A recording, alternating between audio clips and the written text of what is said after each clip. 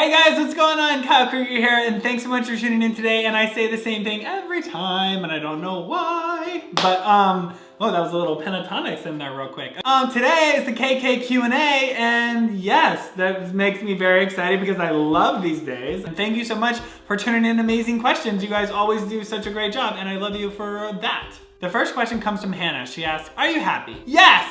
Yes, I am very happy. Hannah, I am so happy today, and thank you for asking, because today is a very special day. Today is my 9th year sober anniversary, which is very cool. As some of you know, if you saw my TED Talk, which is the featured video on my channel, I did a TED Talk recently on my sobriety and a little bit about my story. Yeah, so today is 9 years sober and I can't believe it. I am grateful for my family and my friends and the support and everything that I've gotten from these past 9 years. Everybody around me that has just lifted me up and treated me with like love and tolerance and care, and thank you, everyone. Have you ever experienced a difficult breakup, and if so, how did you handle it?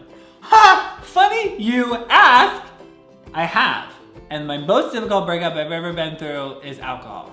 Going through a breakup with alcohol was so challenging. It was probably the most traumatic, disastrous, messy breakup that I had ever been through.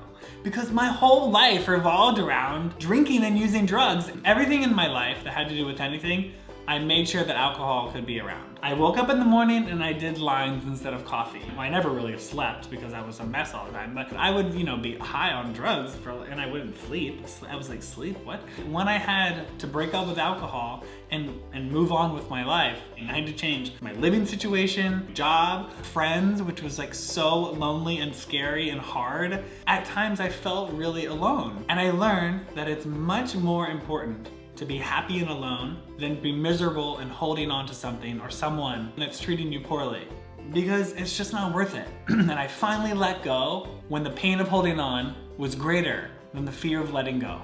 Once you get by that fear, you're home free. How did you celebrate your first year of sobriety, and how do you plan to celebrate your 9th?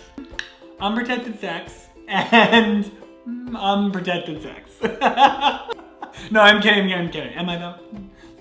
Oh, awkward, so okay. Don't do that, everyone. Play safe. Kidding though.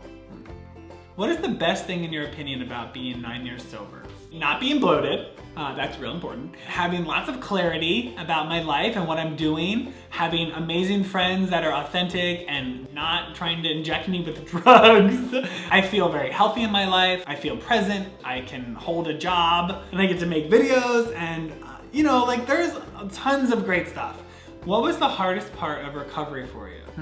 Losing all of my friends that I had when I was partying. Those friendships felt so real, and some of them were. Because I was on a new path with my life, I had to let go of a lot of people. Devastating. I had to then get out of my comfort zone and put my hand out and talk to people and make new friends. And sometimes that is the scariest thing to do. Have you ever been recognized in public by a fan? If so, how did you feel about being known? Okay, so I get recognized a lot. You guys are really cool. You come to see me at the salon. I love when you give me hugs on the subway. I love when you stop me at my sister's games. I love that you love to say hi. Today, something special happened. I was walking down the street and this nice young man stopped me. He looked me dead in the eye and he said, Kyle, I can't believe it's you. I can't believe it's you. Thank you so much for your positivity. You got me through a really tough time.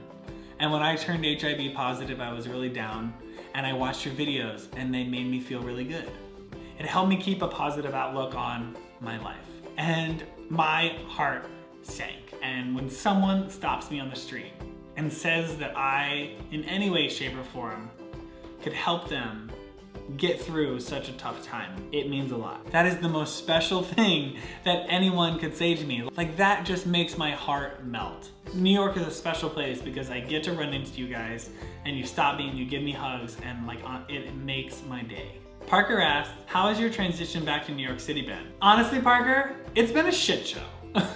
It has been really freaking hard, and I'm getting there, and me and Luna are adjusting. It is just a lot. Everybody is going, and I am just trying to ride the wave. But we're getting there. Do you cut ethnic hair? And if so, where are you working in NYC? Yes, I do. I cut all types of hair. I cut red hair, I cut gray hair, I cut black hair, I cut brown hair, I cut ethnic hair, I cut curly hair, whatever you got, I can do it. It might not be great. It might not be great. We can shave it off if it's not great. However, I do like to say that I can do any type of hair you got. I'm just not sure how it's gonna come out. So come at your own risk, okay? What is your biggest mess up you've had with cutting someone's hair? Oh my God, you guys, this is the best story. Okay, so my biggest mess up with hair was in hair school. There was this girl, it was right before Christmas break, and she was really cute, little white girl. She like comes up and she has like bangs and a bob and whatever. I'm like, I can do this. You know, bobs are kind of hard. I don't do bobs anymore because like, it's just like mess. And she's sitting there and she's like, okay, I want to get bangs. And I'm like, okay, cool, I can do that, no big deal. And as you probably know, you can't cut bangs wet because hair is 25% more elastic when it's wet. So when it dries, it like shortens up a little bit. So I was like, where do you want your bangs cut? And she's like, right to my eyebrow. I'm like, perfect. I cut it right to her eyebrow. And then I start blow drying, you know, just going at it. And then all of a sudden, her bangs are like up here. And my educator is behind me like, oh girl. It wasn't funny because she started crying. Okay, so if you're out there watching this video, I'm really sorry. She starts crying and she's like, oh God. Like, it's Christmas break and I'm gonna go see my family. And I'm like, okay, calm down. So it's gonna be fine. These are really cute bangs. Like they're just a little higher than what you wanted. I'm sorry, you know. I mean, can you imagine her saying, I wear polos and cardigans? And these bangs are really chic and they don't go with my look. And it's on Christmas morning. What is my family gonna think? It was so priceless. Granted, it's probably a very traumatic experience, but I'm really sorry to whoever that was. I learned my lesson. I'm sorry it was on you.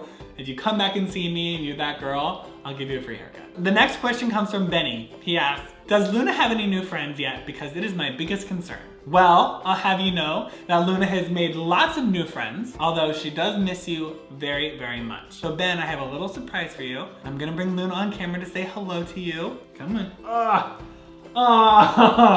Look at the camera. I know. Look at the camera, look. Say hi, Benny P Tweets. Ben, she's saying hi to you. She's gonna give you a little wave. Say, well, you're waving to Ben, okay? Hi. You're a good girl. Okay guys, thanks so much for tuning in this video and make sure you like this video and subscribe to my channel. You can also find me on Instagram and Twitter at Kyle Krieger Hair. And that's it. Thanks so much for all your questions. I love you, okay? Bye.